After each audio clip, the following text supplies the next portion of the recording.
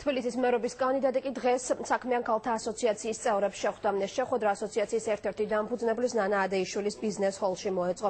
შეხვედრაზე უგულოვამ თბილისელი ქალბატონების დასაქმებაზე, მცირე ბიზნესის ხელშეწყობასა და მათთვის ხელსაყრელი ბიზნეს გარემო შექმნაზე ისაუბრა.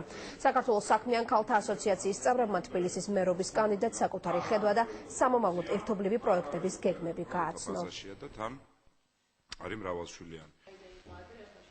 საკუთრებული სიმწვავე აქვს ქალბატონების დასაქმების პრობლემას თბილისში, იმიტომ რომ იგივე ჩვენი ყველა ღონისძიება, რომელთაც მერია ანხორციელებს, როგორც წესი და სახელმწიფო სხვა უწყებები, მაინც უფრო მეტად მამაკაცურ სამუშაო ადგილებს იგულისხმობს. ამიტომ ჩვენი განსაკუთრებული ძალისხმევაა საჭირო იმისათვის, რომ უფრო მეტი სამუშაო ადგილი შეიქმნას ქალბატონებისთვის, იმიტომ რომ სწორედ სტატისტიკა მეტყოლებს და მოწმობს, რომ ამ მიმართულებით არის ჯერ კიდევ ბევრი გასაკეთებელი.